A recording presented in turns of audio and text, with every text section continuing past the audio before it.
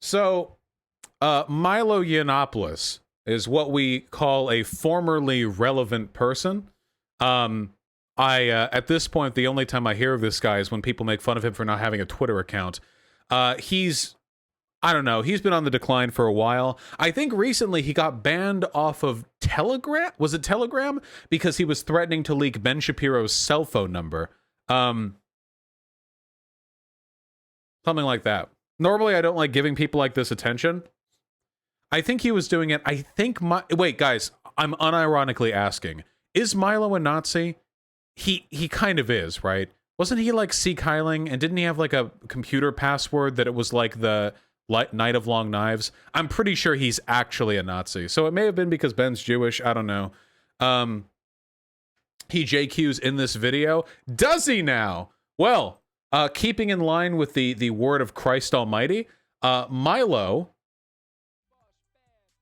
opens up to John Henry about his journey out of the homosexual lifestyle.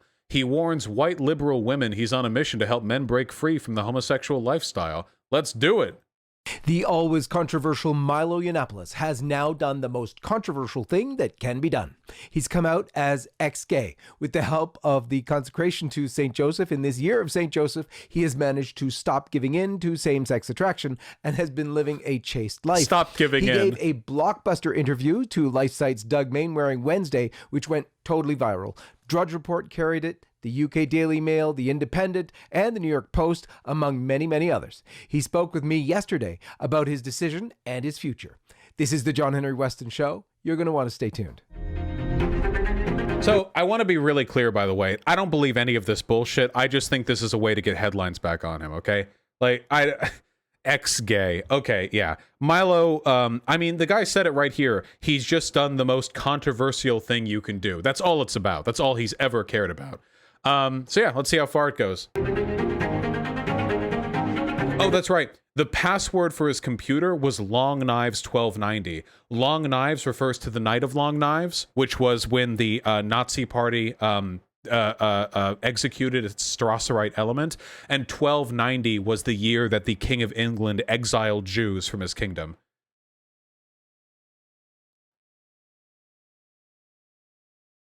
Something like that, yeah.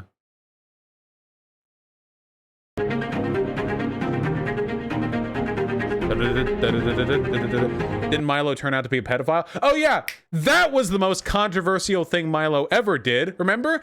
Being ex-gay, that's nothing compared to him being on the Drunken Peasants podcast endorsing child rape. Yeah, that was the, but that controversy didn't do too well for his career. It was all downhill after that.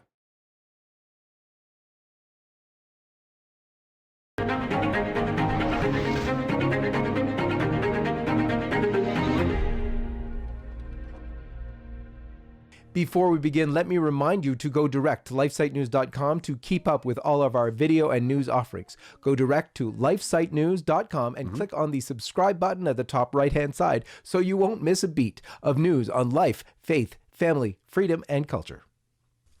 Milo Yiannopoulos, welcome to the program. Thank you. Thanks for having me. Let's begin as Whoa, hey! In the name of the Father, and of the Son, and of the Holy Ghost. Amen. Okay. Well, you had a stellar interview with Doug Mainwaring from LifeSite News that has really traveled the globe. It was on Drudge yesterday, and it's been all over the place. We're hoping you're not getting too much negative feedback from that. No, of course not. I hope this doesn't come off as too judgmental, but I'm not entirely sure if somebody who looks like this can go to heaven, you know? It's not a straight or gay thing. It's just, I don't know. Like, does anyone really... Can you imagine walking through the pearly gates and seeing somebody who looks like this behind it? I congratulate you on your timing. You may or may not have known this, but there is a little conflict. If he's not gay anymore, then why is he looking up at the camera like a bottom? Happening on social media. It's like a with Kubrick regard stare. to the idea of being super straight at the moment. It's just sort of bubbling up from the deep, dark recesses of the right-wing internet. So it was a happy accident that our interview kind of collided with that, and so it seems to have traveled a long way. Right, so I hope it did well for you. It's been a long time coming from my end, so I credit you with intuiting good timing on that. Yeah, praise God. We do regard things as providential like that. And it's funny because you're a very controversial character for most people. Really? Yes. Not so much for us, though. In fact, you had sort of a Catholic understanding of many things. But of course, including you child had the rape. same kind of idea, I guess, as St. Augustine did. Yeah, I want to be faithful, just not yet. But not yet. Yeah, I remember your interview with Michael Voris along those same lines. It was only 2 years ago. You said in that interview it would be 5 to 10 years, and then you'd be in. I think anybody who's been reading me for a long time will have seen this coming. And it was 2015-16 that I was giving college speeches saying Catholics are right about everything. I think anybody who lives with integrity, who believes what they say. That's very Milo, by the way. Living with integrity and believing the things you say. That's a hymn to a perfect pitch. And I do certainly aspire to that. At some point, it has to start walking the walk, and I have felt compelled in this direction for a long time. I have felt drawn, and when I made the decision, it was, as I said in the interview with you guys, not easy, but simple. And the experience of it was a line I was quite pleased with, not theatrical or explosive or dramatic, which may be a sign in itself that my homosexual impulses are receding, but rather felt like an uncovering or an unsheathing or something. And it's tired to say that a cloud has been lifted, so I'll instead describe it as a veil being drawn back on my household, and it certainly the water feels a little clearer and crisper this morning, if that makes sense. For those of you who might not know, you are you're considered a very alt-right spokesman and very controversial that way, but also very much enamored or interested. The media was very interested in you because you presented as a homosexual man or a gay man, and you were in a same-sex relationship as well. How long did you live that lifestyle actively? I must be tiresome and... That lifestyle. It's actually really interesting to hear the language of a traditional Christian conservative, because nowadays people tend not to talk like that. Even people on the far right, but you hear here the term of like the lifestyle. When did you choose to do this? All of those subtle little semantic tricks that they use. Just, add a caveat to the alt-right label, it certainly used to mean something much more harmless than it does now. And when I wrote what I think was the most influential piece of political journalism in 2016... No. You see, when I was an alt-writer, Sieg Heiling with the neo-Nazis, it was really just a fun little bit of, it's just a little titty. It wasn't what it was today. Today what it is unpopular, so I'm not that anymore. Back then it was very, very popular, very, very, sporadic, very sensational, but nowadays it's just associated with all the death and terror that movement actually represents. So now actually it's very different. That's all he's saying, by the way. Vosh, your accent is shit. Yeah, because British people are shit. Fuck you. Yeah, you know what? Sorry. You can be fucking Leonardo DiCaprio, okay? You can paint the most beautiful turd on earth and it's still going to look like one, all right? And the DiCaprio thing was, by the way, an intentional joke, and I don't want to see you people settling on it. Was an establishment conservatives guide to the alt-right for Breitbart, which I think pretty much everybody read in that election cycle. I didn't. I described it as something closer to simply nationalist Trumpism, So just to be clear on what we meant by that. Sorry to be difficult.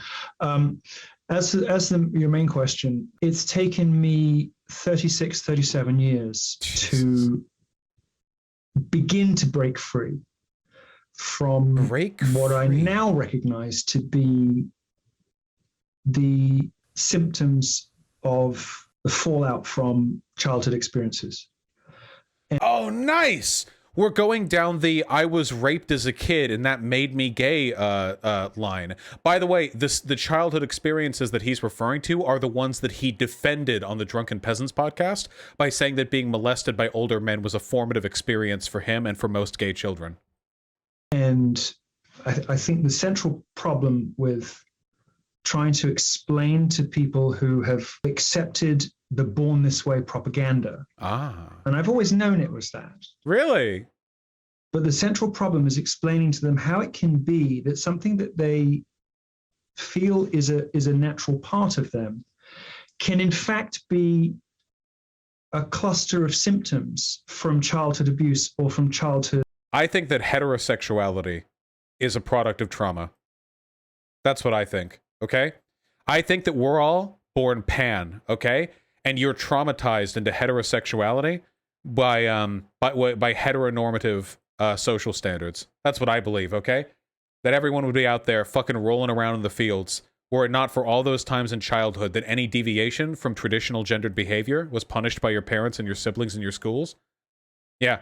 That's the reason why, as the world has gotten more accepting, or at least America has gotten more accepting, there are more and more bi and pan people. It's because we're being freed from the trauma. That's what I'm talking about. You go back 2,000 years in fucking ancient Greece and shit, they weren't traumatized. They were all up and about the place. All right? Trauma, let's say. Trauma. And I think when I really confronted myself with that reality, things began to happen quite quickly for me. And that, I've always sort of known it, but I've always also thought, I guess, that part of my superpowers were drawn from it. I've always thought of myself as a kind of creature of darkness who fights for the light, if that makes sense. You know, and I sort of managed to leverage these things, which I you know, my brothers in arms can't or won't do. I can, but I reached a point with it where I could no longer. Born in the darkness, sucking cock, only able to look up out the basement window to see the normies missionary pussy sex. I could never join them, but I could fight for them. Do that authentically, and I wasn't prepared to risk my immortal soul, if you like, to want to get like that about it. I kind of felt like I'd gone as far as I could with that particular set of weaponry, and that something different was being called for now. And something different was... Oh, by the way, can I say something for real right now? Can I say something for real right now? Okay, I want to be super clear about something, okay? Look, so as I understand it, I'm assuming he's not lying about this. He lies about pretty much everything, but I'm going to assume that this is truthful, okay? Milo actually did get abused as a kid, and that can lead to trauma, and trauma actually can obfuscate people's real, or I guess, natural sexual preferences. It actually can significantly influence what you end up liking and believing. Now, it is a very common conservative talking point that you're only gay or trans because of trauma. That is objectively not the case. Absolutely and objectively not the case. This is a completely unfounded assertion. Homosexual behavior has been recognized in a bajillion natural species. The idea that it's exclusively a product of trauma is not the case. However, and I want to be clear, is it conceivable that Milo Yiannopoulos actually is legitimately reassessing his preferences with regards to sexuality? Yes, that is possible. Now, that doesn't justify any of the bullshit he's saying right now about how being gay isn't a choice and about how he was a degenerate living a sinner's lifestyle. It doesn't justify or excuse any of that, but it is possible. The problem is, it's a little bit suspect when you can track all of Milo's dog shit opinions onto his relevancy chart, okay? Where every time his relevancy starts to flag, it's something new. You know? And now we're down here, and he's like, I'm not gay anymore. I'm straight, actually. It was a lie. It was a lie. Like, is it possible that it's sincere? I mean, sure. Maybe. But being expected of me now. Once I really confronted myself with that, it all sort of fell into place quite quickly. And it was certainly very useful and powerful for me, 5 years ago to do all of that. Mm-hmm.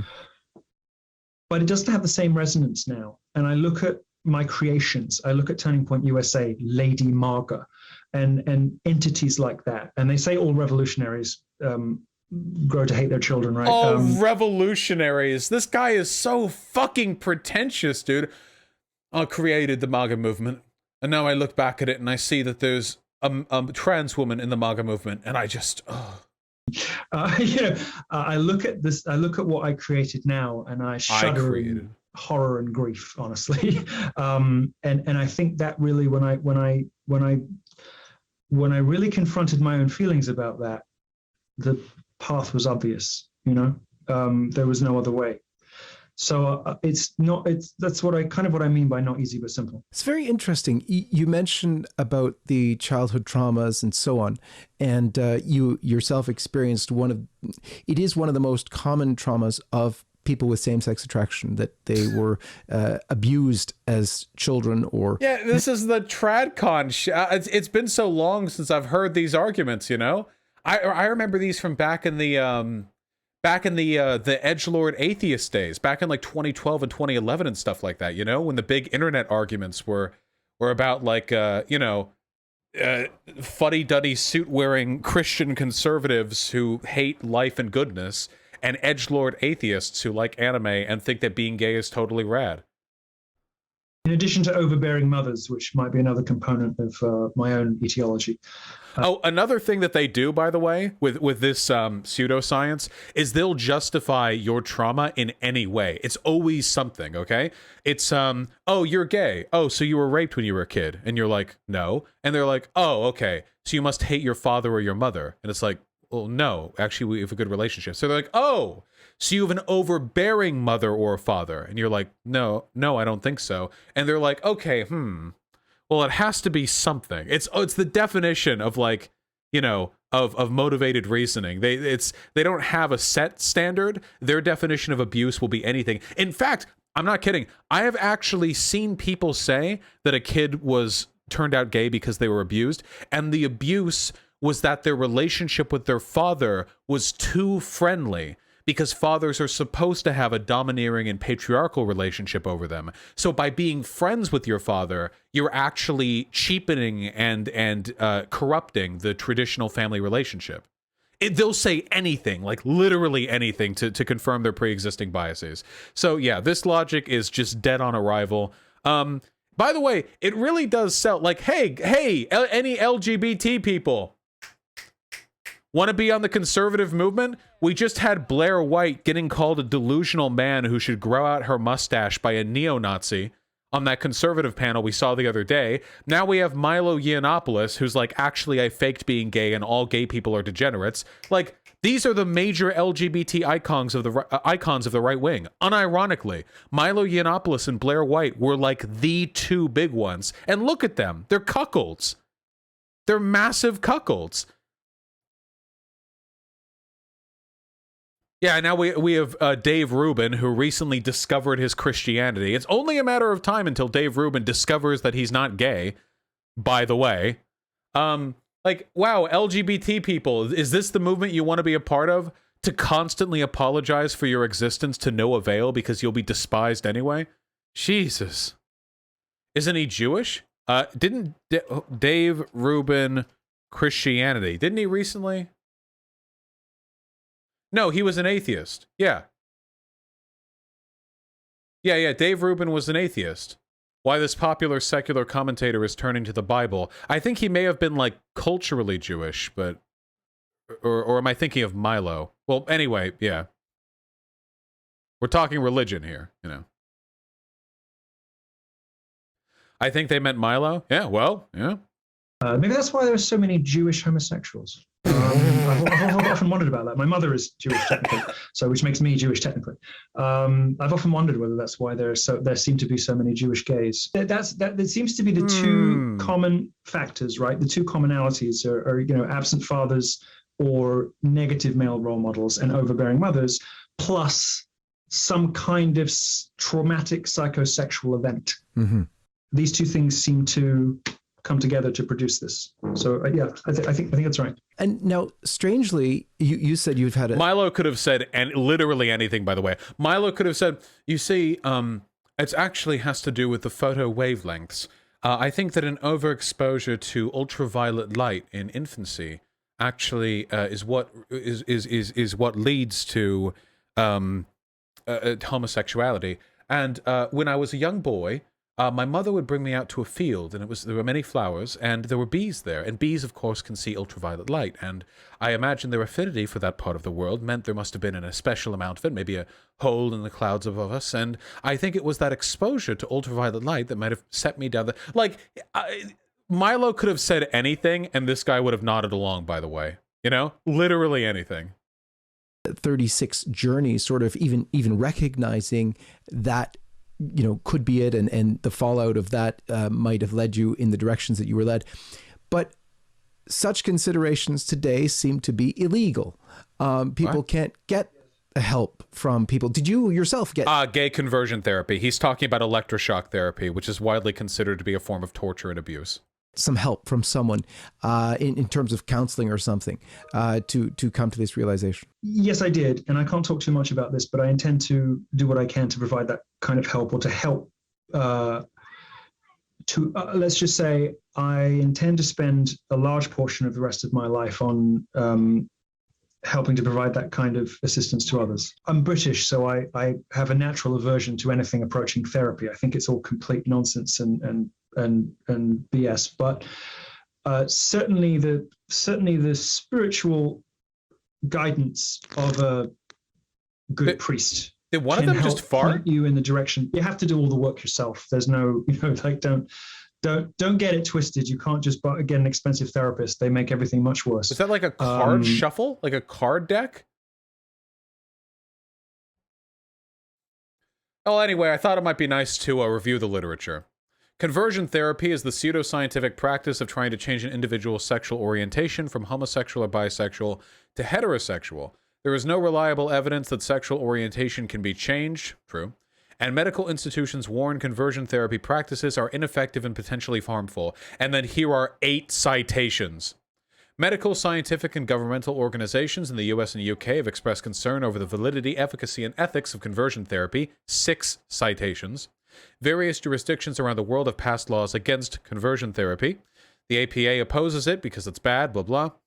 Techniques used in conversion therapy in Western Europe and the United States have included ice pick lobotomies, 6 citations, chemical castration with hormone treatment, aversive treatments such as the application of electric shock to the hands and or genitals, nausea-inducing drugs administered simultaneously with the presentation of homoerotic stimuli, so they'll give you drugs to make you sick and then have you look at beefy boys with big cocks, and masturbatory reconditioning.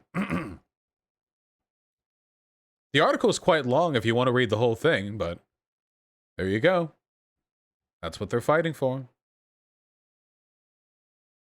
All therapy is a lie, and it's all just designed to. I mean, look, just think of incentives, right? They're in the business of keeping you sick.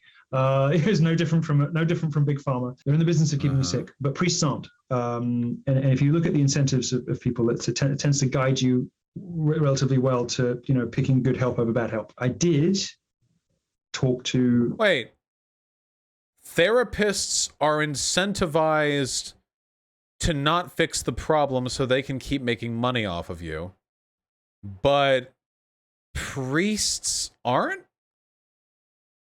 The Catholic Church is a business. It's a business. There's a reason why they want that tax-free status. There's a reason why they get donations. There's a reason why... I mean, yeah, it's... If that's the case, then you could never trust any social institution designed to fix any problem. Carpenters, you can't trust them because if they fix the problem in your house, then they won't come back and get another fix to your house. Come on, what are you talking about? Car mechanic repair... Like, you can... This is a lazy argument. You can apply this to anything. 2 or 3, well, three people, two of whom are priests, at length, regularly for a long time, and will continue to do so. My church going at the moment consists of sitting in the back, thinking, carefully and re-engaging in a light touch way. and I look forward to being able to, participate more directly. Wait, I'm really sorry. Am I the only one hearing these farts? Is somebody shuffling a deck of cards? When I feel I'm ready for that, but I have been going to church more again. Once again, going back. And Once again for the 15th time. People seem to like me when they actually talk to me versus when they read headlines about me. So I've managed to retain the services of a lot of influential, intelligent, helpful people who have been very anxious to assist and to talk to me, which I've been very grateful for. I'm very lucky to have. There's a thing that it says in the scriptures about how the angels in heaven rejoice more over one repentant sinner than over 99 just. And well, I don't know how many people will be rejoicing over my over my U-turn, but I'm getting the sense that there are quite a lot of people on earth rejoicing. Who knows about heaven? So yeah. I'm certainly grateful for that, and stunned actually. This is the most, in a sense, it's the most, if you want to put it like this, the most controversial thing I've ever done. But it's also, if you want to put it like that, I don't know how I feel about that, but it's also the thing about which I've received the most correspondence, I think, ever. Mm-hmm. And the great outpouring of people who have said, "I've been praying for this," has been in that awful phrase of American. What do you even say against the religious arguments? This is why I don't like mysticism. If a person is genuinely of the opinion that there's some eternal paradise waiting for them afterwards if they adhere to a certain set of conditions, you can't move them off of that. You know, the old saying, you can't logic a person out of a position they didn't logic themselves into. There's just nothing you can do. But what argument would even settle that, you know? How could you move them? Usually, their convictions aren't that strong, and you can move them over with appeals to humanism, but like in a more substantive way, I just don't think it's possible, really. Liberals, very humbling. But it has, and you know, just to see bishops tweeting prayers for me has been a little shocking for me, I suppose, as somebody who was wandered into homosexuality, I think initially out of feelings of not being good enough in the first place. It's been a particularly uncomfortable, like, you know, it's made me squirm a little bit. I want the down and dirt. Can we talk about the logistics here? Do you not like buttholes anymore? What's the logic? Give me, if you want to sell this, and I still believe this is some grift bullshit, but if you're going to sell this, I mean, fucking, like, what's happening over here? When did you stop liking dick? What was the timeline? You still have a husband, don't you? What's going on? Who does not feel as though they deserve that level of attention or whatever. It's been the most eye-opening experience of my life already, and it's only been going on 56 hours or whatever. Not really. I mean, not in my real life, but, you know, publicly speaking. It's definitely the most honest thing I've ever done, and probably the thing that He said his husband has been demoted to roommate. Oh, they're still fucking. Wait, it's the most honest thing I've ever done. I've done that I will be the most pleased with or grateful for in the long run. So thank you for helping. Wait, hold on. We have another Anglophobe in chat. Vosh, I get it, British funny, but you should try to redirect your hatred towards the imperialist state and the British power structures, taking the piss out of the people, and saying that Britain as a whole is a turd discounts the hard work that socialists and communists, myself included, are doing in the streets. There's a big progressive move in the British youth, and the whole British meme is cringe. So, you really should learn to not take these things too seriously. I really don't think anybody is unironically bigoted against the fucking British people, okay? I really don't think that's the case. I'm unironically bigoted against French Canadians. That's a real hatred that I hold deep in my heart. The actual reason why I like the British meme so much is because and I want to be clear about this, for decades, British people were given undue prominence in American media because everyone thought their accents sounded hot and intelligent and sophisticated. This was the case for decades, okay? And people like Sargon of Akkad were able to get massive careers off of being 70 IQ dipshits, but sounding smarter because they have a British accent. And I hated every second of it. I hated it. I hated it so goddamn much because there was such this incredible adulation of their accent. That one Fox News host, yeah. Oh God. Oh, it hurt. Oh, you mad? Oh, I'll die mad. I will die mad. Oh, people in chat are mad that I'm mad. Stay mad that I'm mad. You're mad. Even Kraut does that. Well, Kraut's fucking loony. But whatever the case may be, is it the trauma that caused your Anglophobia? Yeah, maybe. Also, like, to be frank, I think another reason why it's funny is because, in my mind, the joke is that, because there's this really common reactionary narrative that there's like this big battle of civilizations. Hold on. Vosh, it sounds like you're doing the "it's just a meme, bro" thing alt-writers do when they talk about the Jews, ironically. Wow, your lack of perspective on this matter is incredible. You know what? Yeah, it is just a meme. It's a good thing there was no fucking Holocaust of British people. What do you... Jesus Christ, come on. Real? Like, I also make fun of short people. Is that like the Holocaust too? Come on, let's pull back a little bit. The problem there isn't the fact that they're making jokes. The problem with the alt-writers is that their jokes are perpetuating a reactionary political position. The jokes themselves are fine. The issue is the underlying implications, okay? I make jokes about people all the time, Jesus. Also, one of the other things that I like about the British meme, and people making fun of the French, and people make fun of the Polish and what have you, which, depending on where you are on the internet, they definitely do.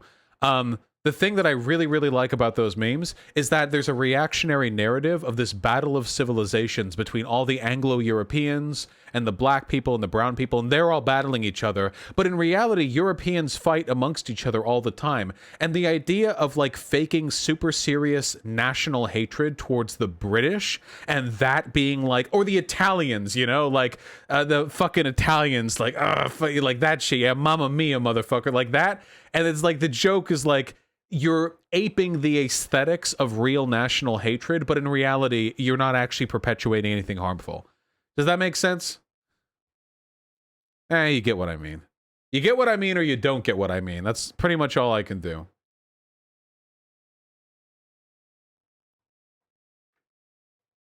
Yeah, Italophobia. Why aren't Germans being ridiculed? I don't think Americans know many negative stereotypes about Germans, apart from the fact that they're industrious and timely. Like, those are usually, I think, when you think, like, German stereotypes, it's that, like, serious, industrious, and timely. That's it. Nazi? Well, we're not making jokes about them being Nazi. The point is that these jokes are supposed to be harmless, okay? Fat and lederhosen? I don't know if Americans can make fun of any other group for being fat, okay? Can I be bigoted against my own nation? God be with you, comrade. God be with you. German accents are funny? Yeah. There, that's a German. See? Look at that. Wasn't that funny? Move on. With that. I don't know. Your guy Doug just wrote to me in just the right way at just the right time, and so many things happen like that you're just like, all right, thanks. All right, I hear you. Okay. Yeah. So yeah, that's what happened. It wasn't planned. It happened again. Well, it is really neat too, because I think a lot of that rejoicing in heaven type of thing happens to the faithful as well. They look, because you're a public figure, you're seen. But more so than the sort of shallow, oh yes, we finally got one of the popular guys on our side. It's not that. It's more like a rejoicing that someone we've been praying for. I have to tell you, we've been praying for you at LifeSite as well. But, you know, that you've come to the truth and embraced it in a way. And it's also spectacular for us in that you've done it through the intercession of St. Joesph, whose feast we celebrate this year. And that's just such a joy for us, because it is the Feast of St. Joseph, the year of St. Joseph. And also you've done it through the same book that I think many of us have gone through. I just finished that same.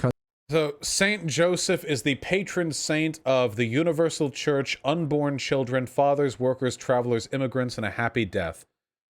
You know, that's quite a bit. I feel like he might be taking on a bit too much of a burden there. Jesus. The universal church, unborn children, fathers, workers, travelers, immigrants, and a happy death. That's like a pretty big chunk of life. Yeah, pick a struggle. Jesus Christ.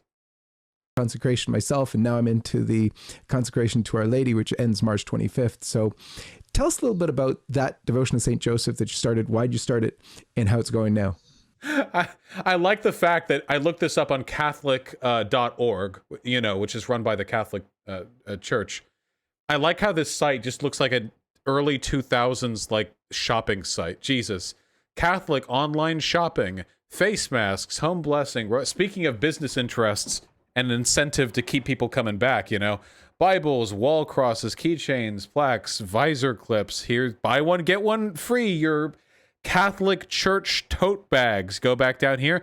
St. Joseph medal, 14 karat gold, down to 207.39 from 243.99. Save 15%. Here are some St. Joseph fun facts that you can get for your kid. Like, Jesus, Yeah, so I spoke today with Father Calloway, and he's a fun guy and very lively and combative and rambunctious and all the rest of it. So he's the kind of priest that appeals to me, And a friend brought it to me and said, maybe this is it's just you think of you like to think of yourself as a rational, science-based, logical kind of person. And then there are these moments where everything just seems to hang together so perfectly and to align so beautifully. And it was just a friend came to me and said, I think that we should do this. And I thought about it, and I thought, well, I've always felt like a bit of an imposter talking about those kinds of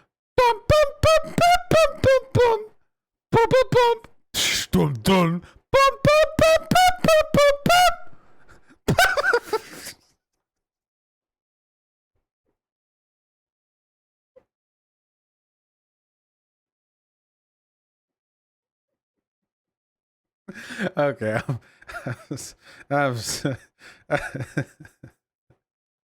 I'm sorry. subjects, and especially when it veers into prayer. But I think it's the chair Milo is sitting on, by the way. I think that chair needs just an oiled, yeah.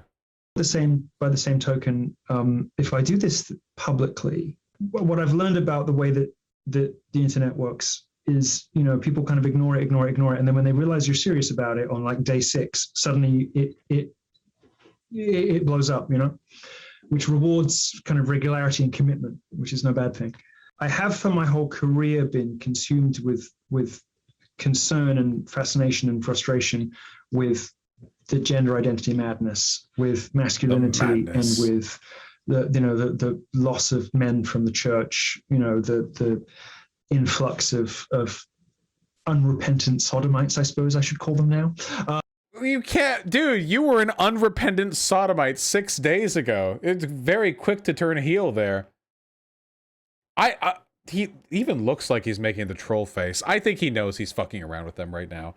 All the language that he's using too. But I want to say, now this is just an inference on my part. I feel like if I thought I was gay for 40 fucking years, and then I was like, okay, wow, that was all not true. My whole life is changing. I wouldn't like 5 days afterwards go on a Christian conservative program and reuse every single buzzword that Christian conservatives use against homosexual people, Like you run back over to that. It's like, yeah, I was an unrepentant sodomite and I have now embraced Christ. Like, it just sounds like something you do deliberately, Among the clergy and whatnot. And I felt as though, as an entry point into this way of living, that St. Joseph is kind of the perfect point of commonality with all of the things that have preoccupied me professionally and spiritually. Oh, by the way, religiosity is continuing to decline in America, which is pretty cool, I'd say. Total number of people who identify as Christian has gone down quite a bit. Religiously unaffiliated. This chart right here begins in 2007, too, which means it dropped by 12 percentage points just in a decade. Look at that. Protestant is down 8 points. Catholic, which was smaller to begin with, looks like it's down 3 points if you're only using Pew Research Center political surveys. Nothing in particular from 12 to 17. And then people who explicitly identify as agnostic or atheist, they've risen from 2 and 3 to 4 and 5% respectively as well. It's interesting that like there are so many more nothing in particulars than there are agnostics and atheists. But I guess, you know, we have a very implicitly Christian society, so taking that step is, yeah.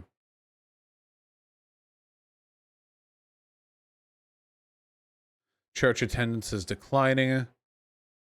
The number of people who attend church monthly or more has gone from 52 to 45%. A few times a year or less has gone from 47 to 54%. So pretty much a straight flip right there. Yeah. Huh. Pretty impressive.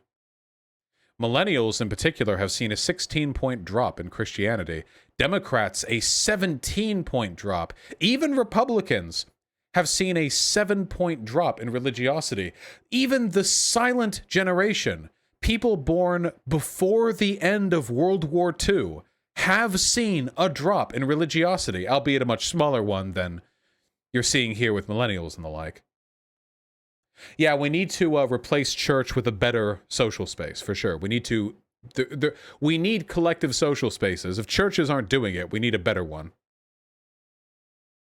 As, you know, the patriarch, as the spiritual father, as, you know, the head of the Holy Family. The daddy, as, one might say. You know, and I know that a lot of people have come to... If you talk to nuns or you talk to priests and you're, you know, a philanderer, or they sense that you spend a lot of time in the gym, or you are in some other way have some sort of runaway sexual appetite as a man, they will often encourage you to come to Christ through St. Joesph because of, you know, his perfect representation of... Wait, is it bad to go to a gym a lot? What about all those traditional Catholic accounts where all they talk about is like praying to Jesus and lifting weights? Are those people gay?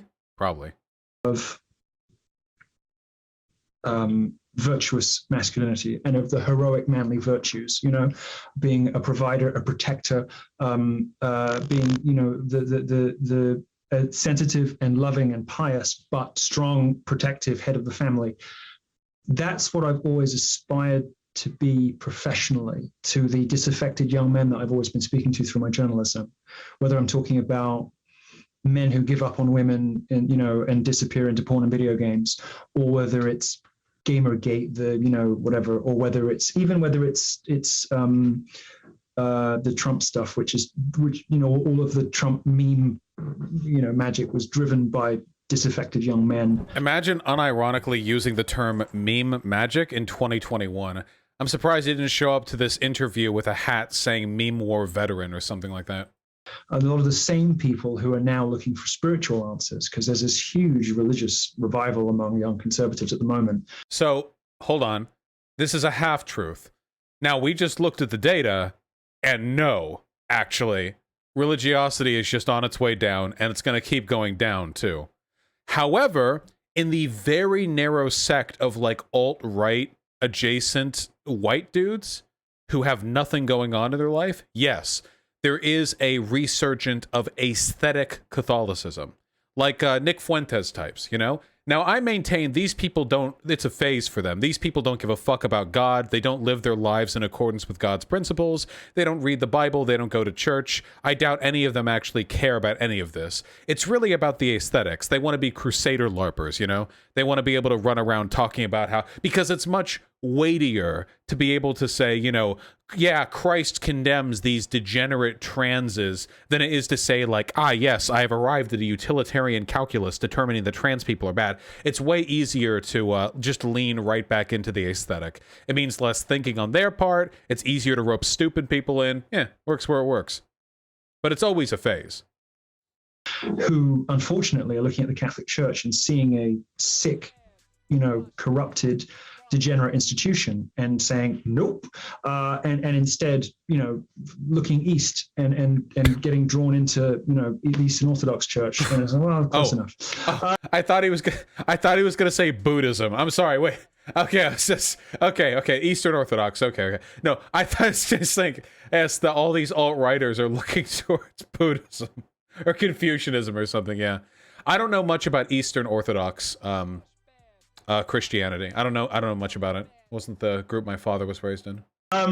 I felt that he was the perfect person for me to do this with publicly, because it just seemed to be very congruent with how I feel about what's lacking in the world and what I would like to see more of from myself.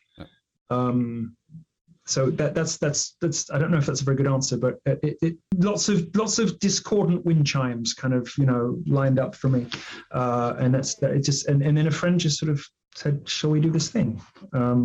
And I said, and I thought about it, and I said, yes, we should do this thing. You're always a conundrum for liberals because everyone says not to proselytize. For me too. I mean, there's your friend with perfect proselytization.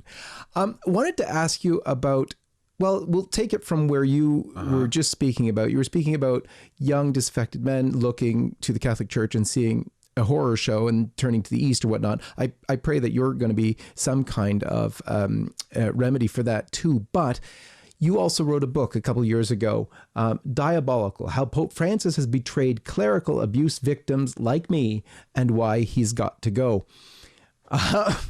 You did have a flair for the dramatic in your headlines, but I mean, it's, I guess, very accurate. What can you say about that? And what do you say about that now? Hold on. We're introducing new rules. It's time. We're activating Stalin mode. Okay? Are you guys ready for it? All right? I have been very, very lax with my subreddit moderation because I believe in democracy, but no more. Okay? When I see drama topics get brought up here, like the tanky bullshit with Luna, and there are people in here who are both sidesing or like defending dumbfuck arguments, she's right. Voss should spend some more time reading economic sociology if he genuinely believes capitalism is a universal phenomenon that behaves similarly across societies. As if I ever said that under any circumstances. Ideologies are also specific and not universal like he suggests. This is not true. Like the things you want, the moral principles that you believe in are universal, unless you're some sort of cultural relativist. The ways you apply them are specific. Obviously, material conditions. Yeah, like we need to be, I'm just going to be careful, okay? We're not banning yet. I need to make it clear to you guys, your days are numbered, okay? Because every time some weird drama tanky shit goes into the Reddit, all the people who hate me go on in there because we have a lax moderation policy. And that's fair too, by the way, because all of my fans get banned from every other socialist subreddit on that website. If you're a fan of mine, you get added to auto ban lists, but all of them get to flood into my community and, whine and whinge anytime there's any disagreement over X or Y. Let people disagree with you, be better than them. You can disagree with me. What you can't be is wrong. That's what you can't be. That's the secret.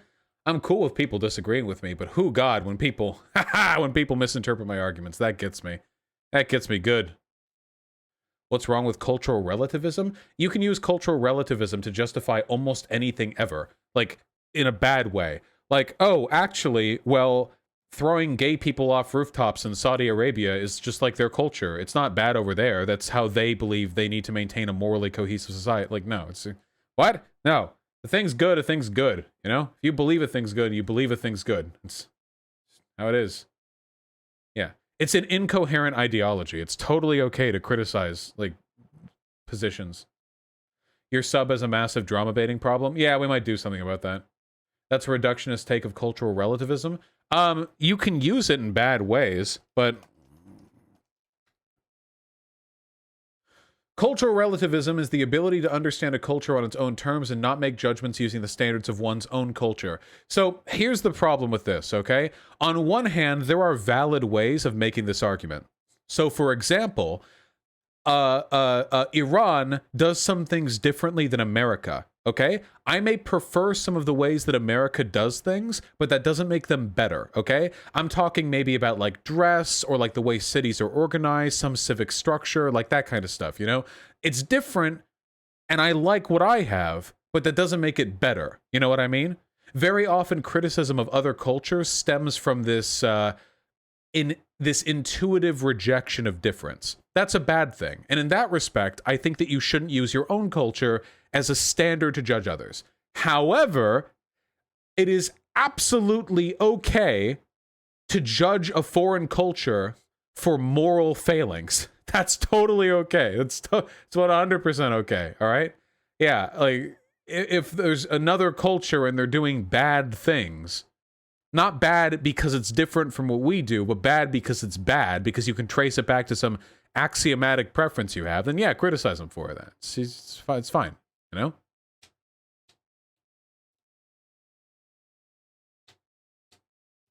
Yeah, it's okay.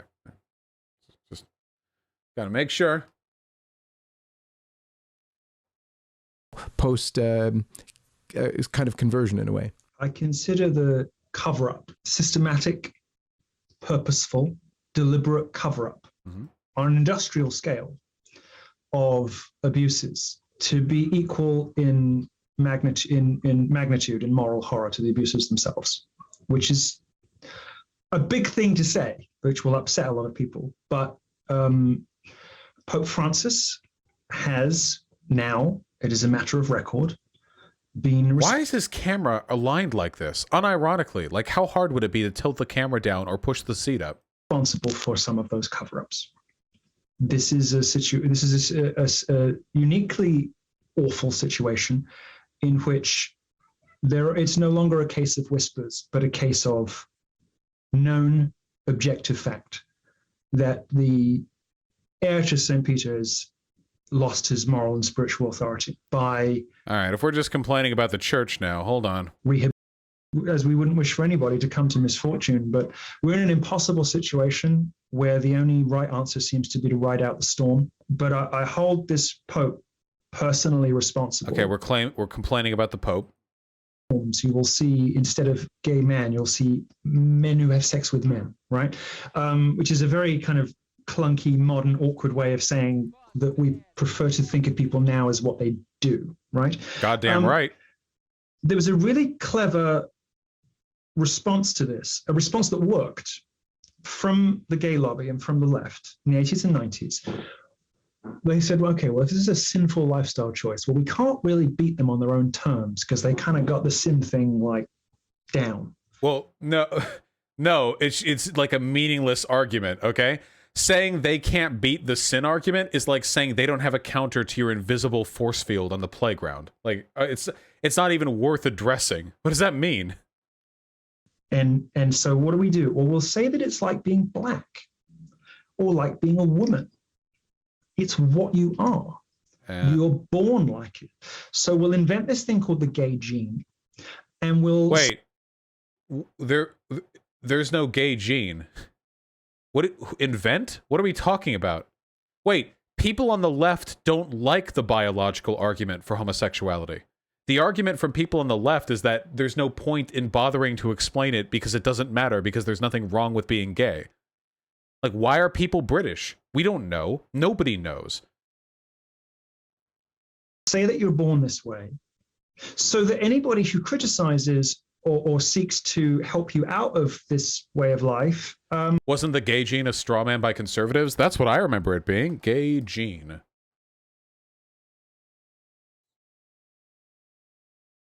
Yeah, no gay gene. Nearly 500,000 genomes reveal 5 DNA markers associated with sexual behavior, but none with the power to predict the sexuality of an individual. Yeah, no.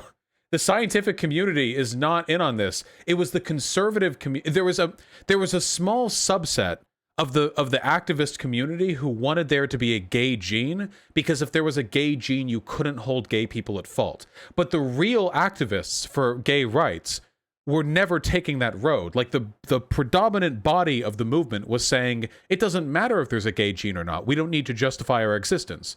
We don't care. If it's biological, if it's social, it does not matter because there's nothing wrong with being it. You know? So it was like, why even... It says a lot about a society when they dedicate a lot of resources to investigating the source of a condition, which isn't even a bad thing. You know? When that's a subject of great discussion. Why? Why are we putting resources and energy into it? Why? But yeah, like, there's no gay gene. If you Google gay gene, all of the articles that pop up are, there is no gay gene. It's just not... is just a bigot. They're just a hateful bigot. That is true. If you hate a gay person, you are a hateful bigot. That is true. They're basically the same as a racist. Yeah, well, yeah, you know. Quite brilliant.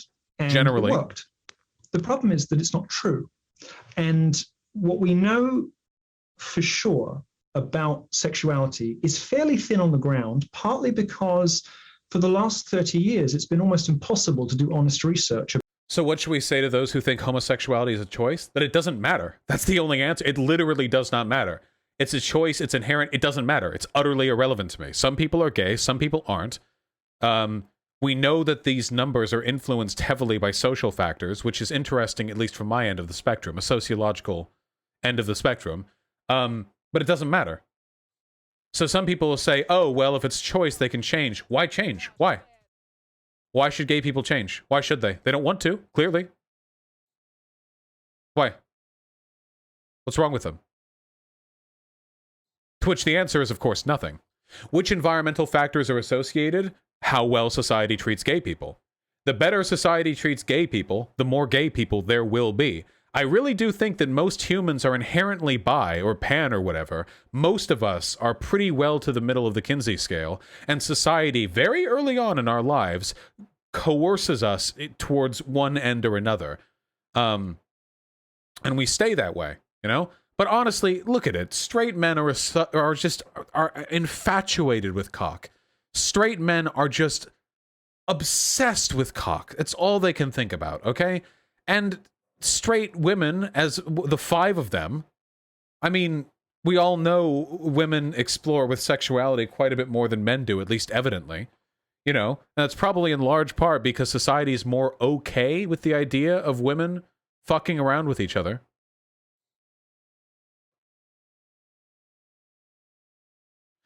You're misunderstanding the gay gene thing. Those articles are saying there's no single gay gene, but there are genetic markers more common in gay people. Yeah, but that's the case for everyone. For all conditions, all characteristics. If that's the case, that means there are genetic markers more common to heterosexual people. That's for everything. If there's no single gay gene, if there's not an isolated characteristic that you can hone in on, then all you're really saying is that there's a genetic makeup and that people's behavior influence, there's a relation between genetics and what people are, you know? About the origins, about the etiology of homosexuality, unless you're already begging the question by saying you're going in search of the gay gene or whatever. What we know for sure is that people can be born with a variety of different predispositions. Some people are born with a heavy, strong predisposition toward homosexuality. Then wouldn't that be the same as being born with a heavy, strong predisposition towards heterosexuality? Wait, what would the difference be here? People are born with none. And no matter what happens to them in adolescence, they're just never going to be gay. Other people, almost anything could happen, and they will probably end up that way. Almost everybody else is somewhere in the middle. So wait, if he's saying that there are heavy genetic predispositions which lead to one being gay or not, why did he earlier say it's always a product of abuse? What? And what we know for sure is that scientifically and spiritually is that it's a mixture of nature and nurture, and that for everybody... That's everything. The calculus is slightly different. Even height is nature and nurture. What we are on the verge of being sure of is that both the nature and the nurture are necessary conditions, which is to say, the element of sexual orientation, which is environmental, which is based on nature and not nurture, can be unraveled. No evidence of this, by the way. There's a scientific, sound basis for reparative therapy. When you understand, which is the scientific consensus, that... What downsides are there to just maintain the line of thinking that sexuality and gender identity isn't a choice? Because, wait, hold on. So, we need to be really clear about something, okay?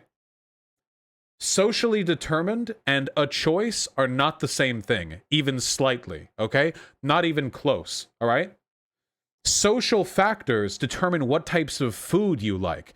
Depending on how your kids, your parents, had their kids raised on broccoli or Brussels sprouts, that can massively influence what you find tasty, but you can't choose to find something tasty later in life, okay? It doesn't work like that. Even if you believe that homosexuality is entirely because of abuse or trauma. And that's objectively not the case. But even if you were to believe that, that doesn't make it a choice. We are the product of our environment, and even if arbitrary characteristics led to what we are now, that doesn't mean we can just change it. It's ridiculous. And even if we were to believe that it was all abuse or whatever, etc., okay, minimize abuse if you want, but there are still going to be gay people. Why the fixation? What's wrong with gay people? And that's the reason why they're not talking about that, by the way. This whole conversation is supposed to be about why Milo Yiannopoulos left the gay, and yet we've heard not a single word on why being gay is bad. And the reason for that is because they lost that argument decades ago. They lost it. Conservative Christians are utterly lost on this argument, and now all they can really defer to are essentialist religious arguments. Well, it's just wrong to be gay. Well, a child deserves a mother and a father in spite of no evidence to that effect being available. Well, it's just a matter of lifestyle. Like, it doesn't... What? They abandon the actual moral argument. And that's one of the reasons, by the way, why I'm a very big fan of consequentialism, because it avoids bullshit like this. If you're a moral realist deontologist, which religious people tend to act like, you know, almost always, they can say some haughty bullshit like, well, it's just wrong to be gay. It's good to act in accordance with God's word, and that's being straight. And being gay is bad and wrong. And well, okay, why is it bad and wrong? Because it is bad and wrong. Not getting through to these people. Not really. Sexual orientation is a mixture of nature and nurture, and that these two things are both necessary conditions. What does that mean? It means that the trauma that produced this set of symptoms, that produced this behavior, can be addressed, can be, if you like, put to bed. And that even though somebody may have lifelong predispositions, that they can at least not give in to them, and at best even live a full life in the other direction. Live a full life in the other direction. But again, I ask, why? Why would any guy who wants to just slap dicks against his face ever spend their entire life in willful abstinence? For what? Why? Why? What are we fighting for here? Why?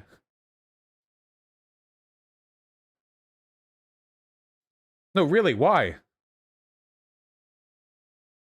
Feel like we're pretty much done here. I have discovered this by living it. I have discovered it because I am somebody who has, let's say, a surfeit of self-awareness compared to most people. And I understand how difficult it is it's my curse and my boon, you know, having this great self-reflection. Jesus Christ, he's so fucking pretentious. All right, that's enough of Milo. Anyway, yeah, LGBT people, that's your right for you. All of your LGBT icons are cuckolds who will sell their identities out at a moment's notice for a fleeting bit of acceptance and approval from bigots. I mean, that's what you have to look forward to, right?